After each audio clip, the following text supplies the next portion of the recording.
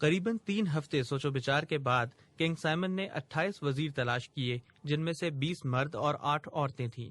ملکہ white rose کا یہ مطالبہ تھا کہ وزارت میں عورتوں کی تعداد مردوں کے برابر ہونی چاہیے، لیکن کنگ سائمن نے نیشنل اسمبلی اور عوام کی مخالفت کے باعث 8 سے زیادہ عورتوں کو وزارت کے عہدے دینا قبول نہ کیا۔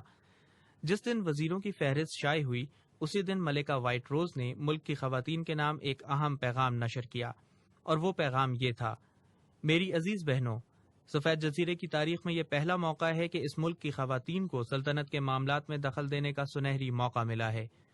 مجھے اس بات کا افسوس ہے کہ مردوں کی مخالفت کے باعث خواتین کو ان کے مساوی نمائندگی نہیں ملی۔ بادشاہ سلامت ذاتی طور پر عورتوں کو مساوی نمائندگی دینا چاہتے تھے، لیکن ملک کے مردوں کی تنگ نظری کے باعث انہیں اپنا ارادہ تبدیل کرنا پڑا۔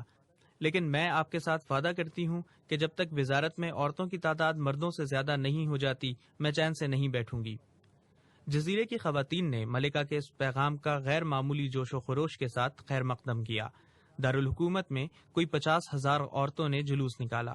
وہ انتہائی جوش و خروش کے ساتھ کنگ سائمن زندہ باد، ملکہ وائٹ روز پائندہ باد اور خواتین کی حق تلفی کرنے والے مرد مرد آباد کے نعرے لگا رہی تھیں۔ مین بازار سے گزرتے وقت انہوں نے اپنی عملی قوت کے مظاہرے کی ضرورت محسوس کی اور چند مردوں کو دکانوں سے گھسیٹ کر بازار میں لے آئیں۔ ان میں سے بعض دور اندیش تھے اور انہوں نے عورتوں کی حمایت میں نعرے لگانے شروع کر دیے، لیکن 15-20 آدمیوں نے خواتین کے جلوس میں شرکت سے انکار کر دیا اور انہیں بری طرح زد و کوب کیا گیا۔ شام کے وقت ہمیں شہر کے مختلف پولیس اسٹیشنوں سے یہ اطلاعات بھی ملی کہ قریباً 50 لاغر اور نحیف آدمی اپنی بیویوں کی جارحیت کے خلاف رپٹ لکھوا چکے ہیں، اور اگلے دن ایک اسکول ماسٹر نے ایک مجسٹریٹ کی عدالت میں یہ دعویٰ دائر کیا کہ کل جب عورتوں کا جلوس ہمارے مکان کے سامنے سے گزرا تو چند اشتعال انگیز نعرے میری تنومند بیوی کے کانوں میں تک پہنچ گئے۔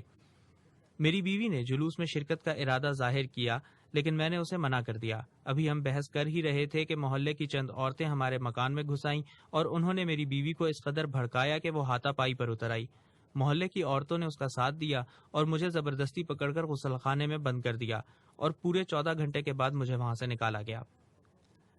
عورتوں اور مردوں کے اس نزاع کے باعث عوام کو یہ سوچنے کا موقع نہ ملا کہ جن لوگوں کو وزیر نامزد کیا گیا ہے ان کا حدود اربا کیا ہے۔ چند دن بعد جب یہ ہنگامہ فرو ہوا تو یہ معلوم ہوا کہ اعلیٰ حضرت نے قوم کا بدترین عنصر عوام پر مسلط کر دیا ہے۔ بیشتر وزراء ایسے تھے کہ جن کے اسماء گرامی پولیس کے روزنامچوں میں درج تھے۔ اس انتخاب کے متعلق ملک کا ہر باشعور آدمی بے چین تھا، تاہم عوام کے دو طبقوں کا رد عمل ایک دوسرے سے مختلف تھا۔ بعض کھلے بندوں کنگ سائمن پر نکتہ چینی کرتے تھے اور یہ کہتے تھے کہ ہم نے اپنا مستقبل ایک پاگل کے ہاتھ میں دے دیا ہے، اور بعض یہ کہتے تھے کہ ہمیں اس انتخاب کے متعلق کوئی رائے قائم کرنے سے پہلے ان وزراء کو اپنی کارگزاری دکھانے کا موقع دینا چاہیے۔ کنگ سائمن نے اپنے وزراء کا ایک ہنگامی اجلاس بلایا اور انہیں یہ مشورہ دیا کہ وہ اس صورتحال سے نمٹنے کے لیے حکومت کے حق میں مظاہرے کریں۔ چنانچہ وزراء اپنے اپنے علاقوں میں جا کر جلسوں اور جلوسوں کا اہتمام کرنے لگے۔ اسکولوں کے طلباء اور سرکاری ملازمین کو حکماً ان جلسوں میں شریک ہونا پڑتا تھا، لیکن عوام ان میں حصہ لینے سے اجتناب کرتے تھے۔ لیکن آئے دن لوگوں کی بڑھتی ہوئی بے چینی اور اضطراب کے باعث کنگ سائمن کی یہ اسکیم کامیاب نہ ہوئی۔ چنانچہ ایک دن ریڈیو پر یہ اعلان سنایا گیا کہ اگلے ہفتے وزراء کے انتخاب کے متعلق نیشنل اسمبلی کی رائے معلوم کی جائے گی۔ اگر نیشنل اسمبلی کے ارکان نے کسی وزیر کے خلاف رائے دی تو اسے سبکدوش کر دیا جائے گا۔ عوام مطمئن ہو گئے اور کنگ سائمن کی جمہوریت پسندی کا چرچا ہونے لگا۔ لیکن اگلے ہفتے نیشنل اسمبلی نے، جس کے ہر رکن کے ساتھ کنگ سائمن اور ملکہ وائٹ روز فردن علیحدگی میں ملاقات کر چکے تھے، متفقہ طور پر یہ اعلان کر دیا کہ وزراء کا انتخاب 100% ملک کی موجودہ ضروریات کے مطابق ہے۔ عوام اس اعلان پر ششدر رہ گئے۔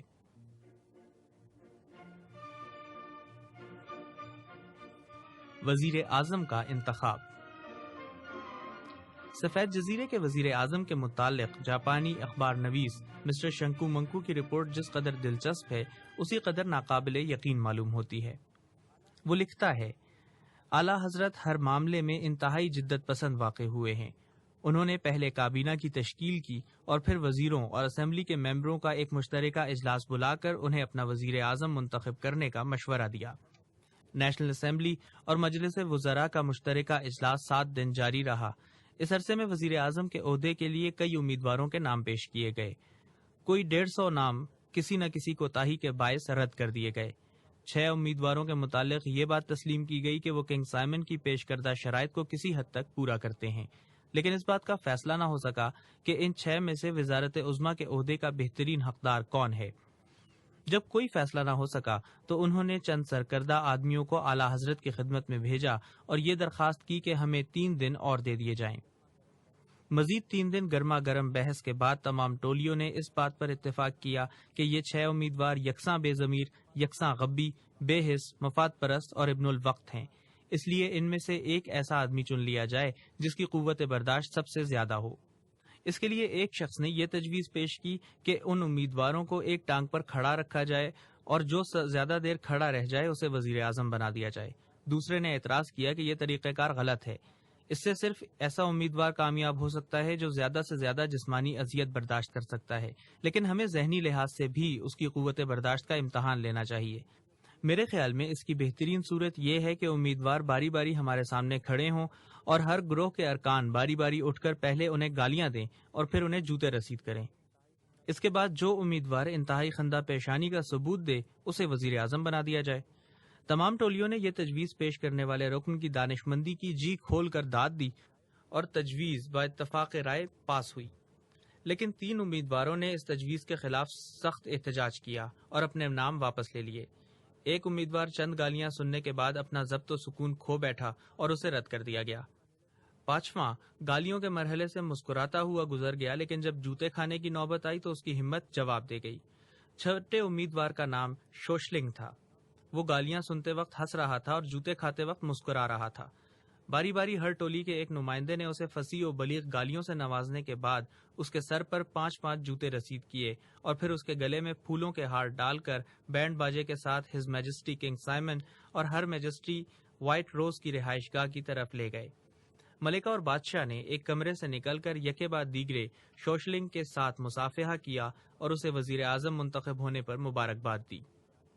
مسٹر شوشلنگ کے وزیر اعظم بننے سے ایک ہفتہ بعد نیشنل اسمبلی کی 14 تعلیمی یافتہ ارکان مختلف ممالک کی سیاحت پر روانہ ہو چکے تھے، اور ان کے دوستوں اور رشتہ داروں سے تبادلہ خیال کے بعد میں اس نتیجے پر پہنچا ہوں کہ وہ ہز میجسٹی کنگ سائمن کی بادشاہت اور مسٹر شوشلنگ کے عہد وزارت میں واپس آنا پسند نہیں کریں گے۔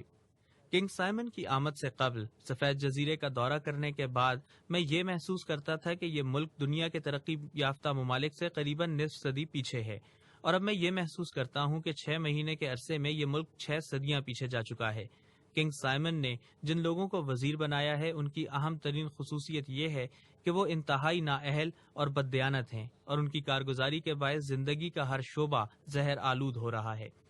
اس وزارت کا کام ملک کے موجودہ مسائل حل کرنا نہیں، بلکہ ملک کے لیے نئے نئے مسائل تلاش کرنا ہے، اور میں پورے وثوق کے ساتھ کہہ سکتا ہوں کہ اگر ہز میجسٹی یہ بدنام وزارت نامزد کرنے کی تکلیف گوارا نہ کرتے تو بھی وہ تنہا اپنی دماغی صلاحیتوں سے کام لے کر اس بے بس قوم کے لیے اتنے مسائل پیدا کر سکتے تھے جنہیں شاید دنیا بھر کی اقوام متحد ہو کر بھی حل نہ کر سکتی۔ سفید جزیرے میں غلے کی فراوانی تھی، اور کنگ سائمن نے جس شخص کو وزیر خوراک بنایا وہ ایک نامی گرامی اسمگلر تھا۔ اب اگر خوراک کے محکمے کو اسمگلنگ کا محکمہ کہا جائے تو مبالغہ نہیں ہوگا۔ اسمگلر اس محکمے کے وزیر کی سرپرستی میں ملک کا سستا غلہ باہر بھیج دیتے ہیں، اور جب قحط کے آثار پیدا ہوتے ہیں تو باہر سے مہنگا غلہ منگوایا جاتا ہے۔ کہا جاتا ہے کہ اس کاروبار میں سفید جزیرے کے اسمگلر کالے جزیرے کے اسمگلروں کی پوری اعانت کرتے ہیں۔ وزیر خوراک پہلے سائیکل پر سوار ہو کر اپنے دفتر جایا کرتے تھے، اور اب ان کے پاس 4 ایسی کاریں ہیں جن کی درآمد کنگ سائمن کی مسند نشینی سے قبل ممنوع سمجھی جاتی تھی۔ اس کے برعکس عوام کی یہ حالت ہے کہ وہ پہلے اپنے گھر کا روشن بوریوں میں لاتے تھے، اب جیبوں میں ڈال کر لاتے ہیں۔ بازار میں کوئی چیز خالص نہیں ملتی۔ پہلے دودھ کے متعلق یہ پوچھا جاتا تھا کہ وہ تازہ ہے یا باسی، گرم ہے یا ٹھنڈا، اب اس کے متعلق یہ پوچھا جاتا ہے کہ اس میں جو پانی ملایا گیا ہے وہ کنویں کا ہے یا جوہر کا۔ ملاوٹ کا کاروبار بتدریج ترقی کر رہا ہے۔ پہلے گھی میں تیل ملایا جاتا تھا، اب تیل میں صرف گھی کی خوشبو ڈالی جاتی ہے۔ وزیر صنعت کو ہز میجسٹری نے یہ ہدایت کی تھی کہ اس ملک کی ترقی کے لیے ایک عظیم صنعتی انقلاب کی ضرورت ہے۔ چنانچہ وزیر صنعت نے ہز میجسٹری سے انقلاب کے اصل معنی معلوم کرنے کے بعد چھوٹی صنعتیں بند کر دی ہیں اور بڑی صنعتیں اپنے قبضے میں لے لی ہیں۔ وزیر صحت نے ملک کی ضرورت کے مطابق ادویات تیار کرنے کے لیے اپنے ذاتی وسائل سے ایک کارخانہ تعمیر کیا ہے، اور ادویات کے چھوٹے چھوٹے کارخانے جو پہلے سے قائم تھے وہ یہ کہہ کر بند کروا دیے ہیں کہ اب ہمیں ملک کی ضرورت سے زیادہ ادویات تیار کرنے کی ضرورت نہیں۔ اس کا نتیجہ یہ ہوا کہ دوائیوں کی قیمتیں 3 گنا زیادہ ہو گئی ہیں اور بدستور چڑھ رہی ہیں۔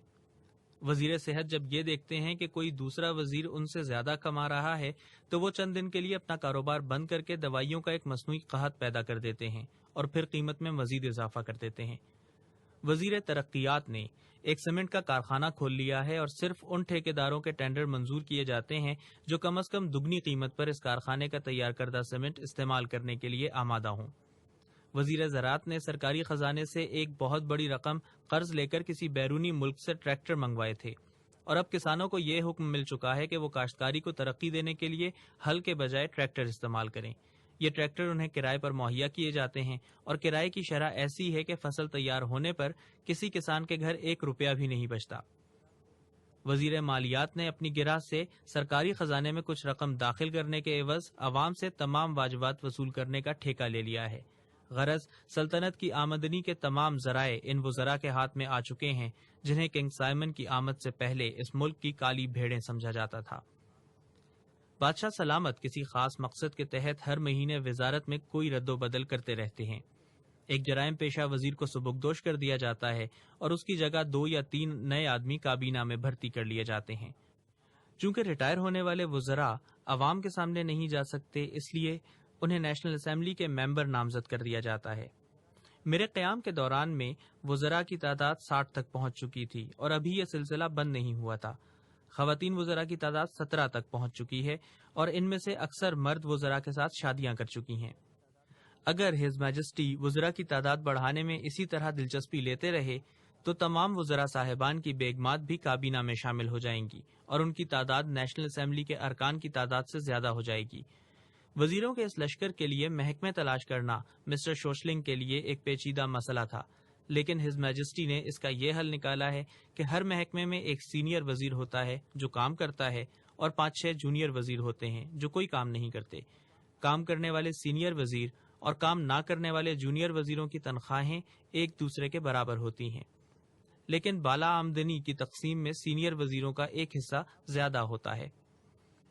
اب کنگ سائمن کو مسند نشید ہوئے 11 مہینے ہو چکے ہیں اور مجھے ایسا محسوس ہوتا ہے کہ سفید جزیرے پر بسنے والی قوم 11 صدیاں پیچھے جا چکی ہے۔ کنگ سائمن کی 11 ماہ کی حکومت کے بعد ان لوگوں کو اپنے اندرونی مسائل اور بیرونی خطرات سے کوئی دلچسپی نہیں رہی۔ اب ان کے لیے ہز میجسٹی کنگ سائمن ملک کا سب سے بڑا اور سب سے پیچیدہ مسئلہ بن چکے ہیں۔ میں کسی گلی، کسی بازار، ہوٹل یا ریسٹورنٹ میں 2 آدمیوں کو سرگوشیاں کرتے دیکھتا ہوں تو مجھے یقین ہو جاتا ہے کہ ان کی گفتگو کا موضوع کنگ سائمن کے سوا اور کوئی نہیں۔ شروع میں بعض لوگوں کو شبہ تھا کہ شاید کنگ سائمن مریخ کے بجائے اسی کرۂ ارض کے کسی ترقی یافتہ ملک کا باشندہ ہو، لیکن اب انہیں کوئی شبہ نہیں رہا۔ اب وہ یہ محسوس کرتے ہیں کہ اتنی بڑی لعنت مریخ کے سوا کسی اور جگہ سے نازل نہیں ہو سکتی۔ کنگ سائمن نے جزیرے میں اپنی جڑیں مضبوط کرنے کے لیے جو پالیسی اختیار کی تھی وہ انتہائی کامیاب ثابت ہو رہی ہے۔ جرائم پیشہ وزراء میں سے کسی کو اس کے سامنے دم مارنے کی جرت نہیں۔ وہ یہ بھی جانتے ہیں کہ کنگ سائمن جب چاہے ان کا عہدہ چھین سکتا ہے۔ وہ سمجھتے ہیں کہ کنگ سائمن کا عتاب مول لینے کے بعد اس جزیرے میں ان کے لیے سانس تک لینا مشکل ہو جائے گا۔ عوام انہیں اپنا بدترین دشمن سمجھتے ہیں۔ پھر کنگ سائمن ان لوگوں کا دماغ درست رکھنے کے لیے وزارت کے ڈھانچے میں کوئی نہ کوئی رد و بدل کرتے رہتے ہیں۔ ایک جرائم پیشہ وزیر کو اچانک چھٹی مل جاتی ہے اور اس سے زیادہ جرائم پیشہ کو وزارت میں شمولیت کی دعوت دی جاتی ہے۔ نیا وزیر خوشی خوشی اپنے عہدے کا حلف اٹھانے کے لیے شاہی محل میں داخل ہوتا ہے تو اس کی زبان پر ہز میجسٹی کنگ سائمن زندہ باد، ہر میجسٹی کوئن وائٹ روز زندہ باد اور مریخ زندہ باد کے نعرے ہوتے ہیں۔ محروم القسمت وزیر اپنی کرسی چھوڑ کر باہر آتا ہے تو وہ بھی اپنی سسکیاں ضبط کر کے یہی نعرے لگانے کی کوشش کرتا ہے۔ اول الذکر یہ محسوس کرتا ہے کہ کنگ سائمن نے اسے غلاظت کے انبار سے نکال کر 7ویں آسمان پر پہنچا دیا ہے، اور ثانی الذکر وزارت سے محروم ہونے کے باوجود یہ محسوس کرتا ہے کہ اس نے چند مہینوں میں عوام کا جو خون جمع کیا ہے وہ اس کی آئندہ کئی نسلوں کے لیے کافی ہوگا، اور باقی زندگی عوام کے عطاب سے بچنے کے لیے اسے ہز میجسٹی کی اعانت کی ضرورت ہے۔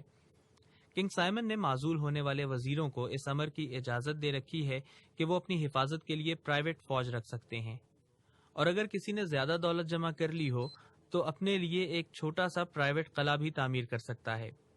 اگر کوئی وزیر یہ شکایت کرتا ہے کہ مجھے اپنی 18 پشتوں کی ضرورت کے لیے ایک معقول رقم بٹورنے کا موقع نہیں ملا، تو اسے یا تو تندور کاٹنے کی اجازت مل جاتی ہے یا درآمدی اور برآمدی کاروبار کے لیے لائسنس مل جاتا ہے۔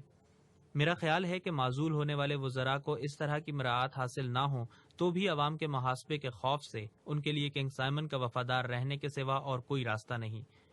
جن لوگوں نے اس لوٹ کھسوٹ میں حصہ لیا ہے ان کے دل پر ہمیشہ یہ خوف سوار رہتا ہے کہ اگر کسی دن کنگ سائمن انہیں چھوڑ کر چلا گیا تو ان کا کیا بنے گا۔ مجھے یہ بات انتہائی مضحکہ خیز معلوم ہوتی ہے کہ ہز میجسٹی ان تمام پیش بندیوں کے باوجود اپنے مستقبل سے مطمئن نہیں۔ ان کے دل میں ہمیشہ یہ خدشہ جاگزیر رہتا ہے کہ عوام کی بڑھتی ہوئی غربت، افلاس اور مظلومیت سے متاثر ہو کر اگر کوئی جرائم پیشہ وزیر راہ راست پر آ گیا تو ان کے لیے کئی الجھنیں پیدا ہو سکتی ہیں۔ چنانچہ اب چند ماہ سے ہز میجسٹی بعض ایسے لوگوں کی طرف دوستی کا ہاتھ بڑھا رہے ہیں جن کی وطن دشمنی مسلم ہے۔ پچھلے مہینے وہ اس جیل خانے کے معائنے کے لیے گئے تھے جہاں سفید جزیرے کا بدترین غدار کانچو مانچو نظر بند تھا۔ آپ نے قیدیوں کا رجسٹر دیکھنے کے بعد کانچو مانچو اور اس کے ساتھیوں سے ملاقات کی خواہش ظاہر کی۔ چنانچہ اگلی دوپہر یہ لوگ اعلی حضرت کے ساتھ لنچ کھا رہے تھے اور شام کے وقت ریڈیو سرکاری اعلان نشر کر رہا تھا کہ کانچو مانچو اور ان کے رفقا کی باقی قید منسوخ کر دی گئی ہے اور ان کے 2 ساتھی وزارت میں لے لیے گئے ہیں۔ اس کے علاوہ کالے جزیرے کے چند جاسوس بھی رہا کر دیے گئے ہیں۔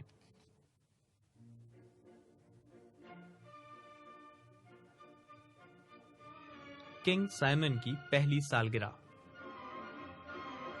جاپانی اخبار نویس کی رپورٹ کا آخری حصہ جس میں اس نے کنگ سائمن کے عہد حکومت کی پہلی سالگرہ کے چشمدید حالات بیان کیے ہیں، بہت دلچسپ ہے۔ مسٹر شنکو منکو لکھتا ہے، اگلے مہینے کنگ سائمن کی بادشاہت کی پہلی سالگرہ منائی جائے گی۔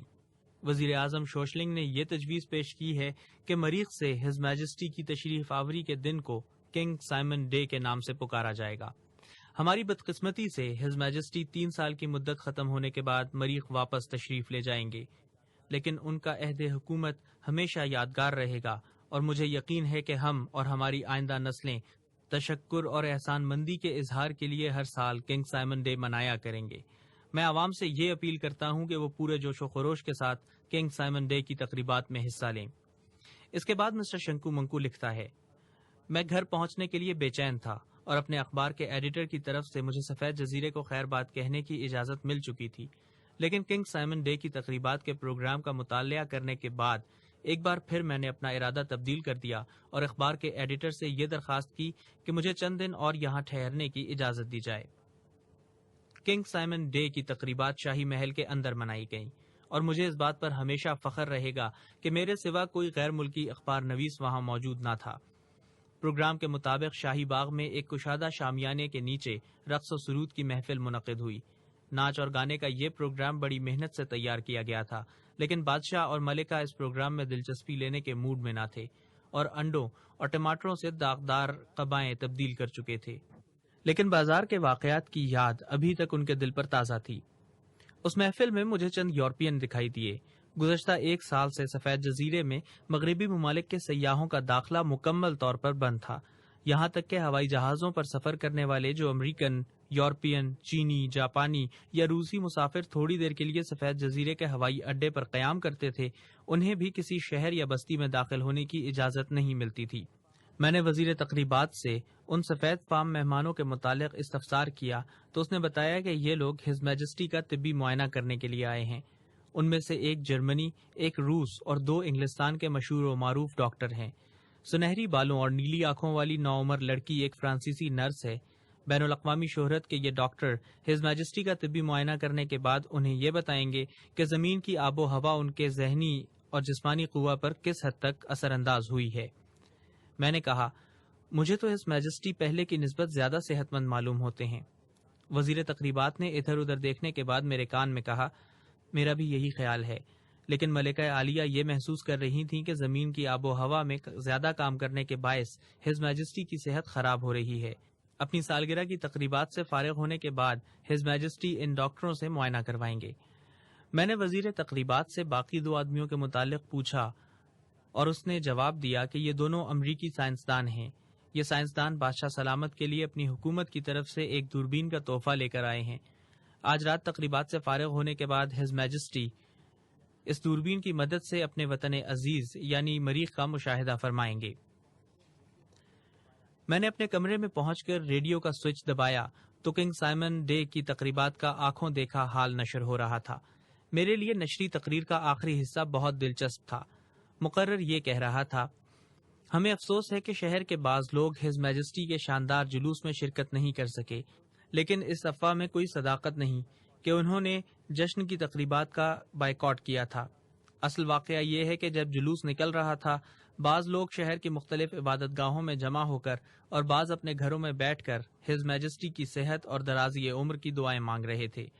بعض شرپسند یہ مشہور کرنے کی کوشش کر رہے ہیں کہ شاہی سواری پر ٹماٹر اور انڈے پھینکے گئے تھے، لیکن یہ خبریں قطعاً بے بنیاد ہیں۔ بادشاہ اور ملکہ پر پھولوں کے سوا کسی چیز کی بارش نہیں ہوئی۔ آج رات شاہی محل میں ایک دلچسپ واقعہ پیش آیا۔ ہز میجسٹی اپنی صحت، تندرستی اور زندہ دلی کا ثبوت دینے کے لیے اچانک ایک بلند درخت پر چڑھ گئے۔ وزیر اعظم اور ان کے چند رفقا نے بھی اس دلچسپ کھیل میں حصہ لینے کی کوشش کی، لیکن انہیں اس حقیقت کا اعتراف کرنا پڑا کہ اہل زمین کسی میدان میں بھی مریخ کے باشندوں کا مقابلہ نہیں کر سکتے۔ میرے دل میں یہ شبہ پیدا ہو چکا تھا کہ کنگ سائمن کسی دماغی عارضے میں مبتلا ہے، لیکن اگلے دن میں نے وزیر اعظم سے ملاقات کر کے کنگ سائمن کا حال پوچھا تو انہوں نے بڑے وثوق کے ساتھ یہ کہا کہ کنگ سائمن بالکل ٹھیک ہیں۔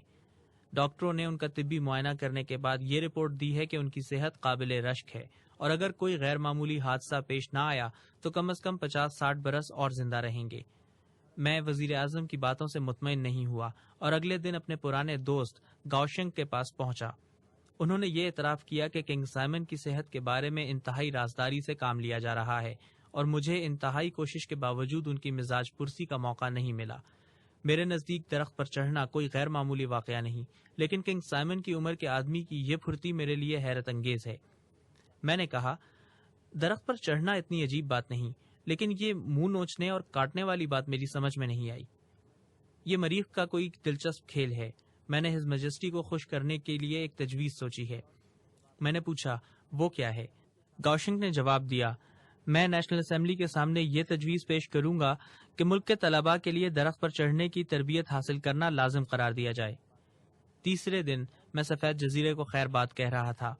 ہوائی جہاز پر سوار ہونے کے بعد مجھے اس جزیرے کی ہر بات ایک خواب معلوم ہوتی تھی۔ مجھے اب بھی اس بات پر یقین نہیں آتا کہ مہذب دنیا میں کنگ سائمن کی دلچسپ شخصیت کے متعلق میری رپورٹ صحیح تسلیم کی جائے گی، لیکن میں قائرین کو یقین دلاتا ہوں کہ میں نے اپنی رپورٹ میں قطعاً کوئی مبالغہ آرائی نہیں کی۔ میرے لیے ان سوالات کا جواب دینا بہت مشکل ہے کہ کنگ سائمن کون ہے اور کہاں سے آیا ہے، لیکن ایک بات یقینی ہے کہ وہ اسی دنیا کا باشندہ ہے۔ میں اس کے ساتھ کئی بار ملاقات کر چکا ہوں، کئی بار کھانا کھا چکا ہوں۔ اس کی شکل و صورت اس دنیا کے عام انسانوں سے مختلف نہیں۔ اگر اس کی کوئی بات انوکھی ہے تو وہ یہ ہے کہ وہ بے پناہ تخریبی صلاحیتوں کا مالک ہے۔ وہ اتنا ذہین ہے کہ اس کی انتہائی مضحکہ خیز باتیں بھی حکمت سے خالی نہیں ہوتی۔ اپنی بے بس رعایا کے لیے نئے نئے مسائل اور نئی نئی الجھنیں پیدا کرنے میں اس نے نوآبادیاتی دور کے فرنگی حکمرانوں کو مات کر دیا ہے۔ کنگ سائمن کیا چاہتا ہے؟ میں انتہائی غور و فکر کے بعد بھی اس سوال کا جواب معلوم نہیں کر سکا۔ اگر میں چند مہینے اور وہاں ٹھہر جاتا تو شاید اس سوال کا کوئی موضوع جواب میری سمجھ میں آ جاتا، لیکن میں واپس آ گیا ہوں اور مجھے یقین نہیں کہ اس رپورٹ کی اشاعت کے بعد مجھے یا کسی اور غیر ملکی اخبار نویس کو سفید جزیرے میں پاؤں رکھنے کی اجازت مل سکے گی۔ کنگ سائمن بلا شبہ دنیا کا ایک نیا عجوبہ ہے، اور مجھے اس بات پر ہمیشہ فخر رہے گا کہ میں وہ پہلا غیر ملکی اخبار نویس ہوں جس نے اس پر اسرار شخصیت کو قریب سے دیکھا ہے۔ سفید جزیرہ ایک چھوٹے سے ملک ہے، اور مجھے یقین ہے کہ اگر کنگ سائمن کچھ عرصہ اور اس جزیرے پر حکمران رہا تو اس جزیرے کے عوام غربت، جہالت اور ذہنی انتشار کے وہ تمام ریکارڈ توڑ ڈالیں گے جو گزشتہ صدیوں میں فرزندان آدم نے کسی انتہائی پسماندہ ملک میں قائم کیے ہیں۔ 1 سال کے ناقابل یقین مشاہدات کے بعد اپنے ملک میں پہنچ کر میں یہ محسوس کرتا ہوں کہ میں ایک وسیع پاگل خانے سے بھاگ آیا ہوں۔ یہاں پر جاپانی اخبار نویس کی رپورٹ ختم ہوتی ہے۔ اب ہم سفید جزیرے کے ان واقعات کی طرف متوجہ ہوں گے جو ہز میجسٹی کنگ سائمن کی مسند نشینی کے دوسرے سال پیش آئے۔